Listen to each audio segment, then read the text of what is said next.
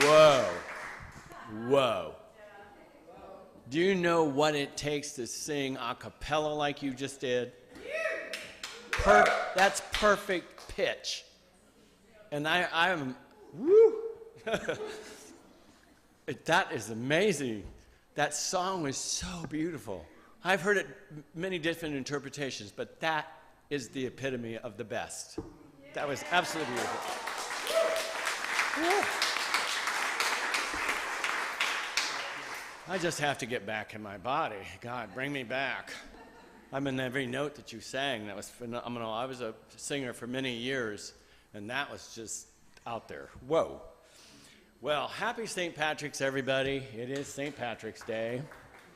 So I told everybody to wear orange, not knowing that that had any kind of significance. Thinking, you know, I'm Irish and mostly Scottish and some Irish. But what I realized, and thank God for Reverend Bev, she's like, do you realize there are two different people over there? And I'm like, no, they're all one, aren't they? In my brain. Oh, there's two different people that have different colors. And I was like, what? So I'm grateful that she had a green thing in her green lei in there. And I thought, let me have it, because I'm all about oneness, not individuals. So I wove this funny little thing into here, and I thought, okay. So I believe truthfully that we're all one. And that the truth is that we love to judge. So the ego loves to judge everything. Think about it. Today's talk is really, I don't know who wrote this title, but I love it. It's a funny sort of title. It says, that's how we've never done it. And I thought, is that pigeon? I'm not sure what that is. And it took me a while to wrap my head around that, and then I thought, oh, it's telling us, let's stay in the moment. Let's not think about the past and get sad and depressed, and let's not go into fear about the future. Let's just stay right here, right now. I love the therapy that you just did. That was like transactional analysis on steroids. I loved it. I was like, that is too funny, because we all have within us that inner child that's still scared from 4th grade. It's true, we do. And that's the part of us that we have to love. It's easy to love the adult because it makes the decisions and goes here and does that and does the logical thing, and that's wonderful.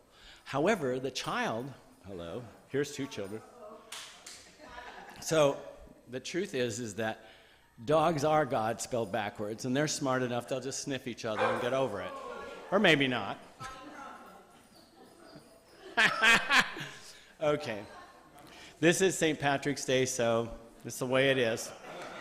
Just know that. So my talk today is Tell Me Something Good. And I thought, how about if I just told you something of the now instead of good or bad? What if you just were willing to have heaven be right now? What would that look like? I guarantee each one of you would have a different heaven than the other person.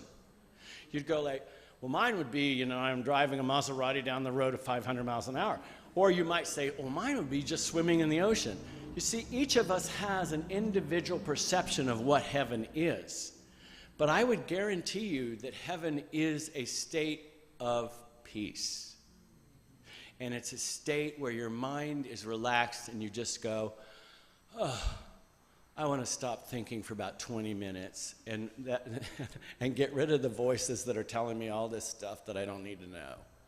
So ultimately, to tell you something good, there are so many good things happening on the planet. Now, I will tell you they're not necessarily on TV. You might find that they're telling you everything that's the bad things in the world that are going on. And that has been proven to be about 5% of what's happening on the planet. Now, they've got a focus, and what we learn in Science of Mind is where your focus is and you go is where you put your energy. And what happens is we teach in class, you're going to get a mental equivalent of your focus.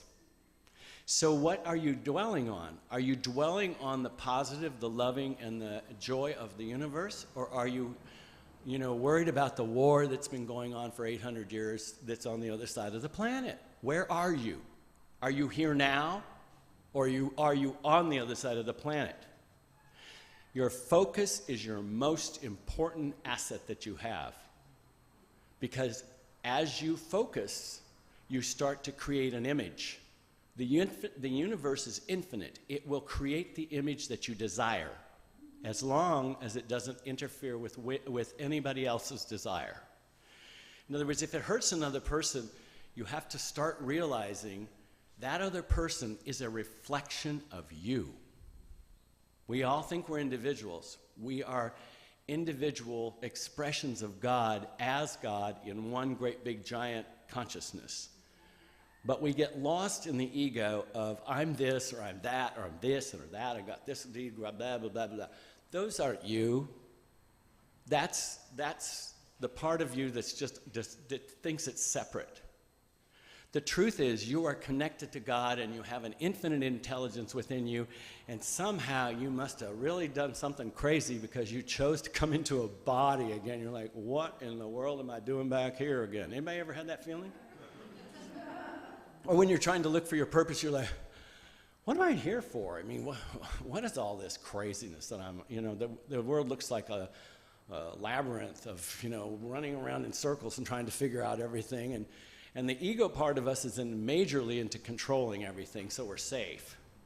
We've got to be safe. So, in the Course in Miracles this morning, I was in Vancouver's group, and they were saying, our group, the lesson was, only God's laws are true. All the ones you've made up aren't true at all. You think that you're going to starve if you don't have little pieces of green paper and metal discs. Where's your trust? Have you ever starved? No. Have you ever even missed a meal? No. But the ego will say, oh, you could. In the future, you might really, you might not have any food. I'm like, what? Look at the planet. It's a food basket. Come on, be real. But the ego is not your best friend. It's the part of you that always goes to the 4-year-old and goes, oh, yes, that's really true. You should never get up there. Don't get up there because they'll look at you and, they'll make fun of you and they might even go to you, and then you're going to freak out. The truth of it is, the beauty of it is the fairy there, the tax fairy there said, no. I'm an adult. I'm an adult, and I can help you with that. And your adult part will help you with that. And the beauty is when you marry the child with the adult and they actually hug like you did, and that is huge because the child can then reference from now instead of the past, of the 4th grade. And then you start to love yourself. You're never taught that when you're growing up. You're taught to love everybody else and put yourself last. It's noble. There is nothing noble about that. The only thing is that you must love the child within yourself who had no tools to actually pioneer this whole illusion that we're in. You've got to love that part of yourself, and then that part will extend love to other people all around you because it's infinite. It has an infinite supply of love. But if you keep focusing on fixing people, people don't need to be fixed. Think about it. Their belief systems are producing that which they are experiencing, the mental equivalent of that. If you realize that, then it's time to take responsibility for your thoughts. And Science of Mind is the most wonderful foundation for doing that. If you haven't joined classes, do them. It'll change your life. It changed my life. It changed Bev's life. It changed people that have taken it. They go, my God, why don't they teach this in schools? Because I don't know why they don't. I've never figured it out. They should teach it in every single thing. How many of you ever in school took a class in budgeting on your budget? No hands there, maybe 1 or 2. It's interesting. We go to school, we learn things about people that are 100 years old, and we learn things that all these other things, but they never tell us how to actually navigate through this maze that we're in. We have to learn that ourselves.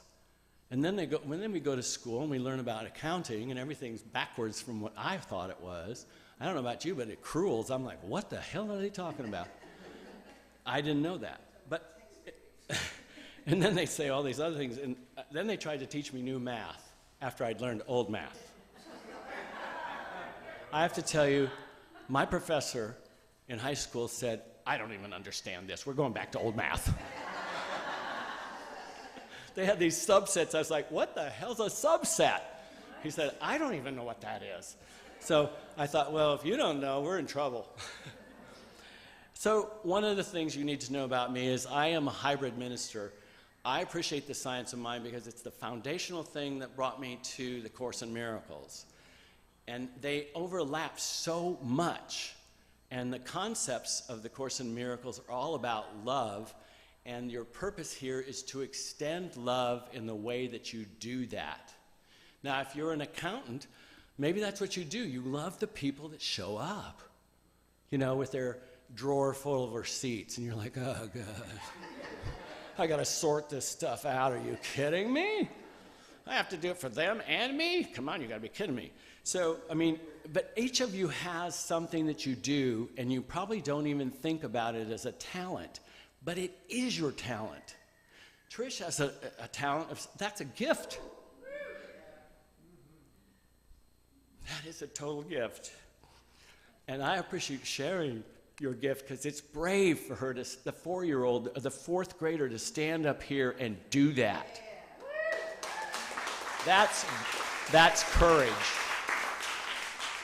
That is courage. Courage comes from the French word courage, which means of the heart.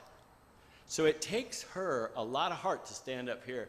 She reminded me that she said, she at first came here, and when I walked in, she said, you were the one that said you could sing. And I said, yes, you can sing. You can sing here at this center because we love songs and music. She said, I was afraid. I said, I'm afraid every time I stand up here, but I do it anyway because I know that my message is always love one another. Just what Jesus said, love one another. Don't judge each other.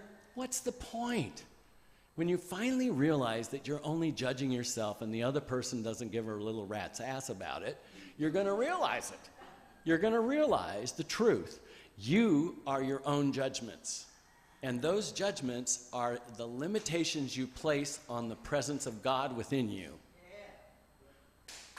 It's the truth. It's the truth.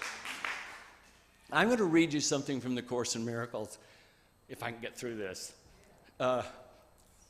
This was on my therapist. Well, I used to be a therapist and counselor. And this was on my wall from the Course in Miracles, so I remembered the truth.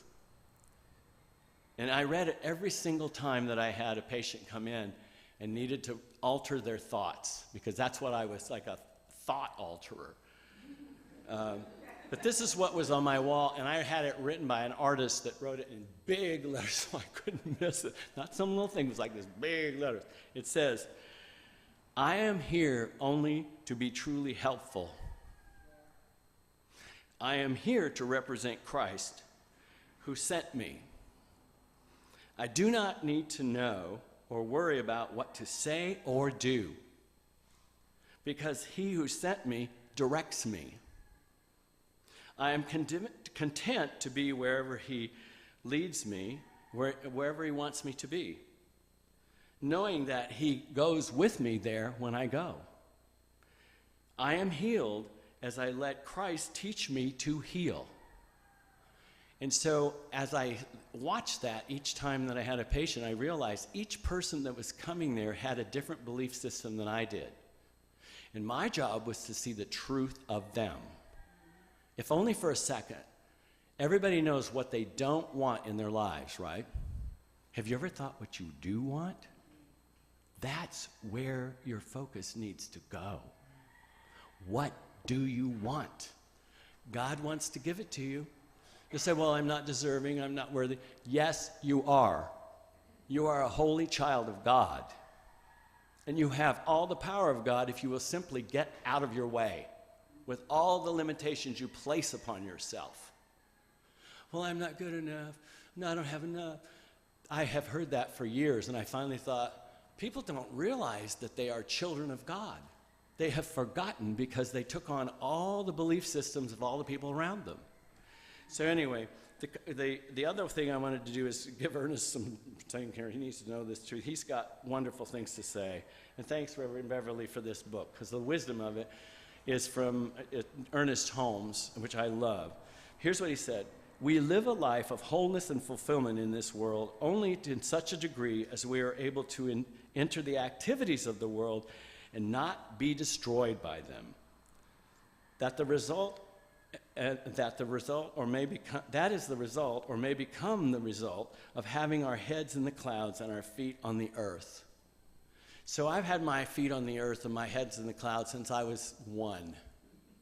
And everybody thought I was different. I was different because I couldn't take on other people's things. I didn't understand it. I finally realized that my parents gave me beliefs that they didn't walk out themselves. I went, wait a minute, I'm going to watch your feet. I don't know about what your mouth says because it doesn't do what your feet do. So I learned early. So we must see the good in our present position, and upon this good build a greater good and a greater self-expression. So one other thing I want you to hear is this one. Let me think about it. It's right here. Well, maybe I don't have it. Anyway, so the truth is, Ernest Holmes is a brilliant mind that came into this earth to give us a way to change our thoughts and to change our lives. I, for one, believe it's the most foundational thing that each person should learn as they get into this planet, because it makes us personally responsible for our thoughts. I'm not responsible for your thought, and I'm not responsible to judge you for your thoughts. God does not judge. Religions do.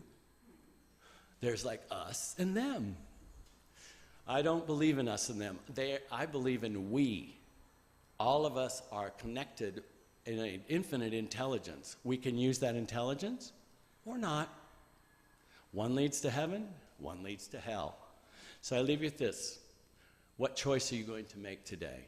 It's up to you. Thank you.